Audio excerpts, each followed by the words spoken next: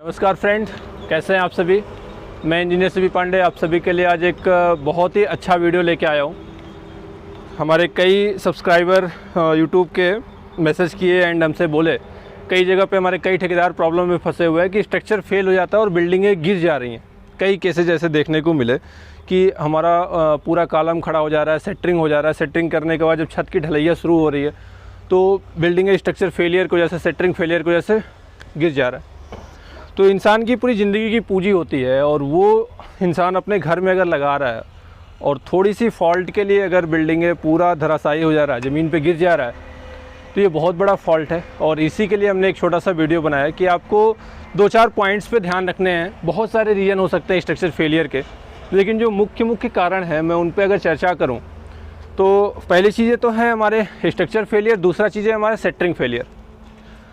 अगर सेंटरिंग वाला बहुत भी अच्छा सेंटरिंग कर ले रहा है, लेकिन अगर हमारा पिलर जो हमारा वर्टिकल सपोर्ट पिलर है वो प्रॉपर डिस्टेंस पे डिज़ाइन नहीं किया गया है, स्पैन लेंथ हमारा 25 फीट है, पिलर हम 9x9 का दे रहे हैं, तो भी हमारा स्ट्रक्चर फेल हो सकता है।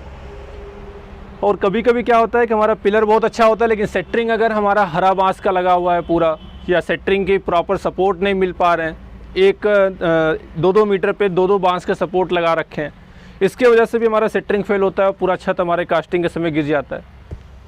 तो हम पहले बात तो करें, सबसे पहला पॉइंट हमारा है बिल्डिंग मटेरियल का। मटेरियल हमें अच्छी क्वालिटी का चेक करना चाहिए। जैसे हमारा सीमेंट सबसे बड़ा फैक्टर रखता है बाइंडिंग के लिए, एंड सरिया अच्छे क्वालिटी का, जैसे हमारा टाटा या जो भी हमारे पास 550 डी के सरिया है, 550 ग्रेड के FE 550 के लेने चाहिए।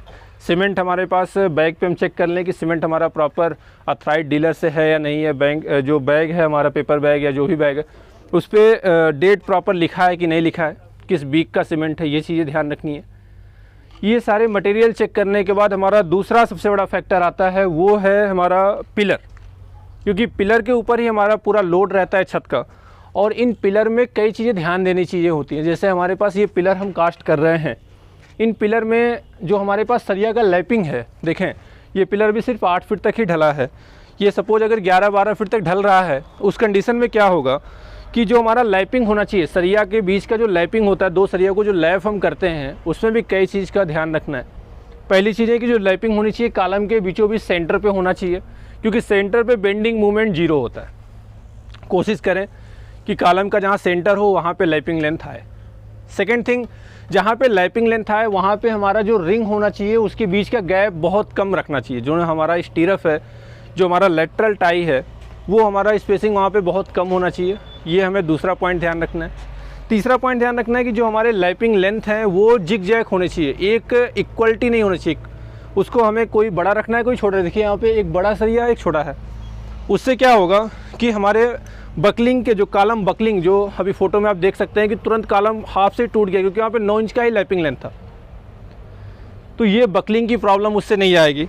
और चौथी चीज़ जो हमें ध्यान रखनी है वो ये है कि कॉलम का प्रॉपर लैपिंग, जो लैपिंग है हमारा IS कोड 456/2000, उसमें उसके अकॉर्डिंग जो हमारा लैपिंग होना चाहिए डाया/50 मिनिमम होना चाहिए, इससे ऊपर ही रखना है, डाया/50 से कम नहीं रखना है। अगर 12 mm का सरिया है तो 12 mm × 50 mm that's equal to 600 mm, 12×5 600 mm होगा। यानी हमें जो लैपिंग लेंथ कॉलम का रखना है, कॉलम के सरिया का रखना है, सॉरी, वो हमें 600 mm रखना है। अगर 12 mm का सरिया हम यूज़ कर रहे हैं, देन 16 mm का रखना है तो 16×5 800 mm का लैपिंग लेंथ रखेंगे। ये लैपिंग लेंथ के बाद हमें जो 16 mm का सरिया है उस पर जैकल, थोड़ा सा सरिया स्ट्रेट ले आके, देखिए यहाँ पे जैकल ऊपर दिख रहा होगा हल्का सा, ऊपर जैकल हमें करना, यानी सरिया स्ट्रेट ले आके थोड़ा सा इसे बेंड करके फिर स्ट्रेट करना, जैसे लोड हमारा proper reinforcement to reinforcement distribute हो सके। ये सारी चीज़ें ध्यान रखने के साथ साथ हमें ये भी चेक करने चाहिए कि जो हमारा सेंटरिंग है वो सॉइल जो हमारा है वो प्रॉपर कंपैक्टेड है या नहीं है। अगर सॉइल कंपैक्टेड नहीं है तो हम उसके नीचे प्रॉपर सपोर्ट करके, जैसे हमारे पास वुडन का सपोर्ट, या फिर सॉइल को कंपैक्ट करके तभी हम सेंटरिंग कराएं, जिससे हमारा सेंटरिंग होने के बाद वो बैठे ना सेंटरिंग।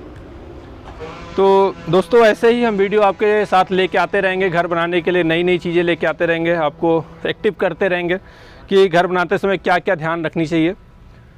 तो आज की वीडियो में बस यहीं पे हम समाप्त करेंगे, फिर मिलते हैं जल्दी आपके साथ एक नए वीडियो के साथ। धन्यवाद सभी को।